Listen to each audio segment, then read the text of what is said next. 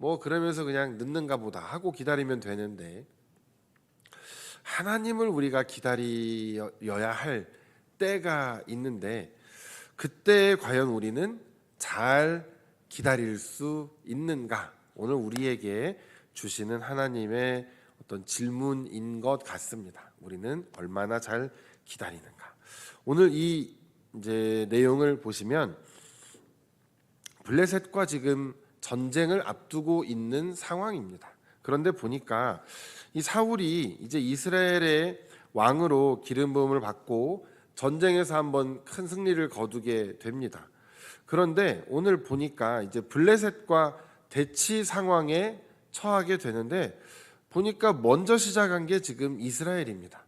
요나단이 가서 한 곳을 치죠. 그러니까 블레셋이 그 얘기를 듣고 일제히 이제 확 일어나서 지금 이 이스라엘을 치러 온 지금 그런 상황입니다. 그러니까 일단 여기에서부터 어쩌면 시작부터 혹시 잘못된 것이 아닐까라는 의심을 좀 해볼 수가 있습니다. 사실 전쟁이라는 것은 언제나 이스라엘이 하는 전쟁은 하나님께 여쭤보고 하나님께서 가라 하시면 가는 거고, 하나님께서 멈추라 하시면 멈추는 게 이스라엘의 전쟁이었습니다.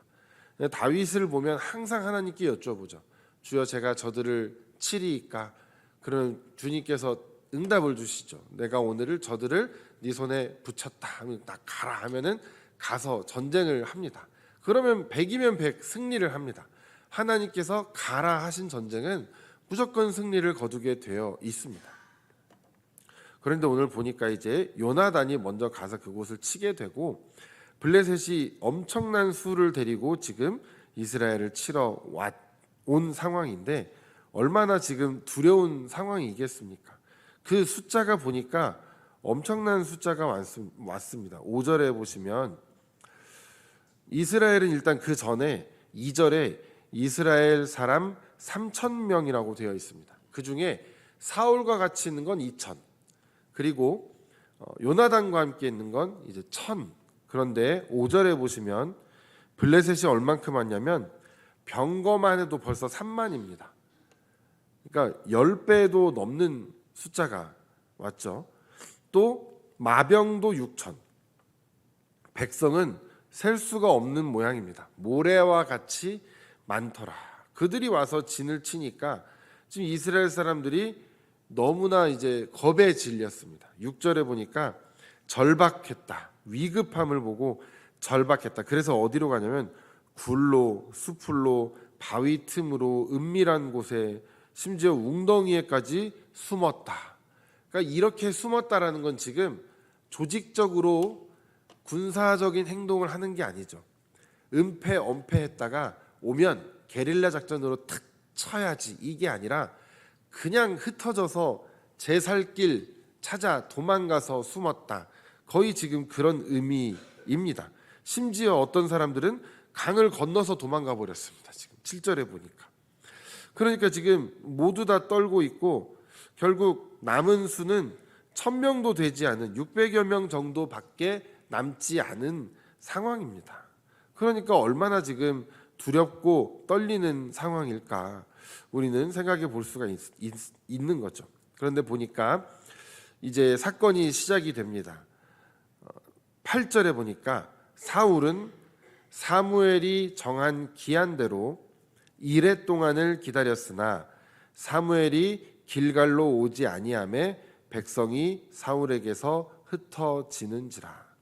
언제 그런 이야기가 있었는지 정확히 알 수는 없지만 지금 사무엘이 사울에게 내가 언제 다시 올 것이니까 그때까지 기다려라. 근데 그 날을 7일로 잡은 것이죠. 7일 후에 내가 돌아올 테니까 그때까지 기다려라. 이렇게 지금 이야기를 하고 이제 기다리고 있는 상황인데 7일이 되었는데 나타나지를 않는 거죠, 사무엘이. 그러니까 이제 사울 왕은 조바심이 나는 겁니다. 그런데 분명히 백성들에게 뭐라고 단도리를 시켰겠습니까? 하나님의 사람이 7일만 기다리면 온다. 기다려라. 기다려라. 백성들아, 떠나지 말고 기다려라. 7일만 기다리면 하나님의 사람이 와서 하나님이 우리를 승리로 이끌 거다. 이런 말로 계속해서 아마 백성들을 붙잡아 놨겠죠. 그런데 7일이 됐는데 사무엘이 오지 않으니 이제 백성들이 흩어지기 시작합니다. 그러니까 사울은 얼마나 이제 두려움과 조바심과 이런 마음이 점점 심해졌겠습니까? 그러니까 사울이 이제 하지 말아야 할 행동을 결국 하게 됩니다. 번제와 화목제물을 이리로 가져와라 하면서 이제 하나님께 제사를 직접 집례하기 시작합니다. 그리고 번제 드리기를 마칠 때 사무엘이 딱 당도를 하죠. 와, 어쩌면 타이밍이 이렇게 절묘할까? 참 놀랍지 않습니까? 좀 일부러 그랬나 싶을 정도로, 어디서 숨어 있다 나타났나 싶을 정도로 너무 정확한 타이밍에 나타난 거죠. 그런데 그게 사실은 어떻게 볼 수 있냐면, 우리가 꼬리가 길면 뭐 한다고요? 어떻게 된다고 하죠? 밟힌다고요? 잡힌다고? 네. 그거는 뭡니까? 처음 하는 게 아니라, 한두 번 한 게 아니라 계속 될 때 그렇다라는 겁니다. 어쩌면 사울 왕이 지금 제사를 드린 것은 처음일 수 있습니다. 하지만 이미 사울 왕은 이전부터 하나님보다 사람들 보기에 좋은 왕이 되고자 노력했고, 사람들의 왕으로서 자신의 기준에서 자신이 생각할 때 좋은 어떤 멋진 그런 왕이 되려고 애썼던 것 같습니다. 기다리라고 했으면 그냥 기다렸으면 됐을 텐데, 거기에서 두려움을 느끼고 백성들이 흩어지니까 그 백성들을 붙잡으려고 사울은 하지 말아야 될 행동을 합니다. 그런데 사울이 붙잡아야 할 건 백성들이 아니라 하나님이죠. 하나님의 말씀을 붙잡아야 됩니다. 그런데 사울은 백성들이 자신을 지켜주는 것이라고 아마 오해하고 착각한 것 같습니다. 600여 명밖에 남지 않은, 그 정도의 숫자밖에 남지 않은 사람들도 저 수만 명이 넘는 저 군대 앞에서 어차피 오합지졸에 불과한데, 그거라도 지금 붙잡으려고 사울이 하지 말아야 할 행동을 하고 있는 것입니다. 어쩌면 우리와도 참 많이 닮아 있지 않은가, 이렇게 생각을 해봅니다. 우리도 참 지푸라기라도 잡는 심정으로 안 되는 거 알면서 끝까지 붙들고 놓지 못하는 것들이 우리에게는 한두 개쯤 있지 않을까 생각을 해봅니다. 그것이 사람마다 다 다른 형태로 존재하겠죠. 무엇을 붙잡는지는 사람마다 또 상황마다 다 다를 것입니다. 하지만 우리가 그것을 붙잡을, 즉 사라져버릴 것들을 붙잡을 그 노력과 그 마음과 시간과 여러 가지 이 모든 것들이 오직 하나님께로만 향해 있어야 했는데, 사울은 그러지 못했던 것이죠.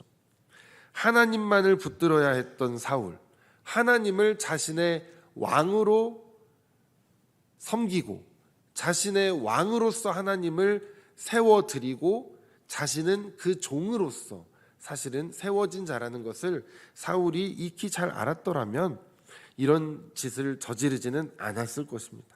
사무엘이 나타나자마자 책망을 합니다. 대체 지금 행하신 것이 무엇입니까? 사울이 막 설명을 합니다. 이러이러해서 내가 이렇게 했다라고 설명을 합니다. 그러니까 우리 잘하는 겁니다.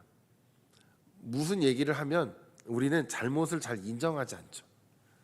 잘못을 인정하지 않고 왜 그런 행동이 정당화될 수 있는지에 대한 설명만 열심히 합니다. 상대방이 그것을 받아들이든 받아들이지 못하든 나는 그것을 끊임없이 설명을 합니다. 그런데 하나님 앞에서 그런 것들이 통할 리가 없죠. 사무엘이 왕에게 말합니다. 망령되이 행하였다라고 왕에게 아주 무서운 말을 합니다. 그러면서 제가 좀 강조해서 한번 읽어볼 테니 13절과 14절을 한번 봐주시기 바랍니다. 13절과 14절입니다. 사무엘이 사울에게 이르되 왕이 망령되이 행하였도다. 왕이 왕의 하나님 여호와께서 왕에게 내리신 명령을 지키지 아니하였도다. 그리하였더라면 여호와께서 이스라엘 위에 왕의 나라를 영원히 세우셨을 것이거늘 지금은 왕의 나라가 길지 못할 것이라. 여호와께서 왕에게 명령하신 말을 왕이 지키지 아니하였으므로. 굉장히 왕이라는 단어를 필요 이상으로 많이 쓰고 있는 것 같지 않습니까? 엄청난 강조를 하고 있습니다. 지금 이것은 어떤 의미냐면 이 히브리 문학에 따르면 이것은 원래 니들은 왕이 누구인지 깨닫지 못하냐라는 어떤 질책에 가까운 말입니다. 너희들의 왕이 하나님이다. 왕이라는 것은 하나님이셔야 한다. 하나님이 계시는데 왕은 우리의 하나님이어야 하는데 너희들이 원하는 왕, 그 왕 사울이 지금 행하고 있는 것을 봐라 하면서 우리의 왕은 하나님이신데 그 왕이 누구인지 깨닫지 못하고 엉뚱한 왕을 세워서 지금 초래한 이 일들을 보라는 아주 이 깨닫기를 바라는 아주 노골적인 표현으로 계속해서 왕이라는 단어를 강조하고 있습니다. 너희들이 그렇게 세워달라고 원했던 그 왕 어떻게 되었는지 봐라, 그겁니다. 그리고 14절 마지막에 여호와께서 그의 마음에 맞는 사람을 구하여 여호와께서 그를 그의 백성의 지도자로 삼으셨느니라. 다윗을 뜻하는 말씀이죠. 하나님께서 결국 하나님의 마음에 맞는 사람, 하나님의 마음에 합한 사람을 세우셔서 그를 왕으로 삼으시고 결국 다윗에게는 영원한 왕조가 허락이 됩니다. 하나님께서 약속을 해주시죠. 사울과 다윗의 즉 끝이 이제 결말이 달라지는 부분입니다. 사울도 사실 잘했으면 하나님을 끝까지 신뢰했으면 그 왕조가 사울에게 허락된 왕조였을 것입니다. 이미 먼저 된 자였고 이미 하나님께서 세워주신 자였습니다. 사울을 하나님께서 일부러 이상한 사람을 세우는 것이 아닙니다. 하나님께서는 사울도 잘하기를 바라는 마음에 세우셨는데 사울은 결국 불순종으로 나아가게 된 것이죠. 그래서 하나님을 섬기고 하나님의 마음에 합한 대로 행했어야 할 사울은 결국 사람들의 시선을 의식하다가 그 왕에서 결국은 폐위를 당하게 되고 나중엔 전쟁에서 죽게 됩니다. 사울은 기다리지 못했던 사람이 되는 것이죠. 여기서 이레 동안 기다리라고 하는데 이레는 7일입니다. 어쩌면 이것이 7일이라고 하지만 성경에서 7이라는 숫자는 완전수를 의미합니다. 우리에게 이 말씀이 오늘 우리에게 주어진 것은 우리에게 어떤 정한 날짜라기보다는 너희들은 하나님을 기다릴 때 정말 완전하게 전적으로 하나님을 신뢰하면서 기다릴 수 있느냐, 이것을 오늘 우리에게 물어보고 있습니다. 하나님이 정하신 때는 언제나 정확합니다. 하나님께서 정하신 때에 오시겠다 하시면 반드시 그때에 오십니다. 그 때를 우리는 기다리지 못하고 우리가 생각할 때 그때가 지금 이미 온 것 같이 우리가 자꾸 조바심내하고 착각에 빠질 뿐입니다. 하나님께서는 분명히 정하신 때가 있고 하나님의 때에 하나님의 방법으로 분명히 일하실 것인데 우리가 그것을 기다리지 못하고 결국 내 방식대로 일을 하기 시작할 때 일을 그르치게 될 때가 우리도 경험을 하게 되는 것이죠. 그래서 오늘 사울의 이 모습을 통해서 우리는 이것이 때로는 믿음의 행동이라고 생각을 했고 나의 정말 신앙이라고 생각을 하고 우리가 막 앞서 나갔는데 사실은 그것은 하나님을 믿지 못했기 때문에 내가 더 앞서 나간 적은 없었는지 우리 스스로를 좀 돌아보아야 합니다. 하나님께서는 질서를 우리에게 세워 놓으셨습니다. 우리가 해야 할 것이 있고 또 하지 말아야 할 것이 있습니다. 사울은 기다리지 못한 그 마음 가운데 결국 자신이 하지 말아야 할 영역까지도 넘보게 되었죠. 말하자면 자신은 왕으로서의 책무를 다해야 되는데 제사장의 역할까지도 자신이 하려고 한 것입니다. 우리도 그런 일들을 얼마든지 생각할 수 있겠죠. 우리 각자에게 주어진 책무가 다 있습니다. 그런데 우리가 그것을 일을 하는 과정에서 답답하다고, 뭐가 좀 빨리 안 된다고 내가 나서서 일을 다 처리하다 보면은 오히려 내가 다른 사람의 영역을 침범하기도 하고 다른 사람이 해야 할 것들을 내가 어느새 빼앗아서 하고 있는 경우들도 충분히 있을 수 있다라는 것이죠. 그래서 우리가 그 질서에 하나님께서 세워놓으신 그 질서도 잘 지키며 행하는 것이 우리에게 또한 중요한 것임을 오늘 깨달을 수가 있습니다. 그래서 우리가 망령되이 행하는 자가 되지 않아야 합니다. 망령되이 행하다라는 이 히브리어 원어를 보시면 어리석다, 무분별하다라는 뜻인데 이것이 단순히 몰라서가 아니라 알면서도 감정이나 상황에 따라서 그렇게 행동을 할 때를 칭합니다. 그러니까 우리가 몰라서 이렇게 실수하는 것들은 언제나 그 회복의 여지가 있습니다. 몰라서 그랬으니까. 그것은 상대방도 이해해 줄 확률이 높습니다. 그런데 우리가 알면서도 순간의 감정 때문에 나의 어떤 상황 때문에 알면서도 하면 안 되는 것을 알면서도 행할 때가 있다라는 것이죠. 오늘 사울도 알면서 한 행동입니다. 그런데 처음에 뻔뻔하죠. 사울이 나타났을 때 축복하며 문안 인사를 건넵니다. 그런데 사무엘이 지금 왕이 행한 것이 무엇입니까? 하니까 그제서야 사실은 내가 하지 말아야 될 행동을 한 것에 대해서 왜 내가 이걸 했는지 막 변명을 늘어놓기 시작하죠. 분명히 본인이 하지 말아야 될 행동인 것을 알고 있었다라는 증거가 되는 겁니다. 우리도 마찬가지죠. 우리가 넘지 말아야 할 선이 있습니다. 하지 말아야 할 행동이 있습니다. 우리가 그것을 잘 지키며 살아갈 때 하나님께서 우리에게 맞는 복을 허락해 주시고 우리에게 맞는 자리를 계속해서 연장시켜 주시는 것을 우리가 기억해야 합니다. 우리는 그것을 잘 지혜로 하나님께서 주시는 지혜로 우리가 그것을 깨달아야 하는 것이죠.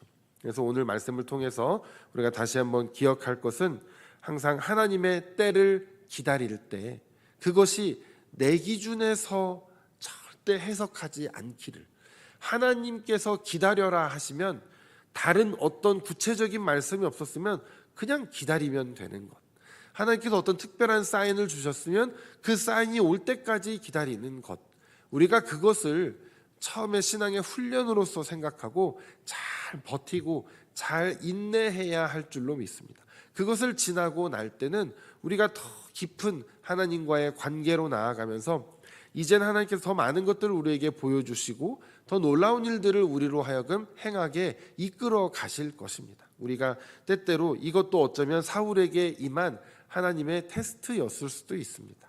우리에게도 만약에 이런 테스트가 있을 때 우리가 그것을 잘 이겨내는 게 아니죠. 잘 시험을 통과하고 하나님의 마음에 합한 자가 되어서 하나님을 기쁘시게 해드릴 수 있는 하나님의 정말 신실한 종이 되는 그런 우리가 될 수 있기를 우리 주님의 이름으로 간절히 부탁을 드립니다.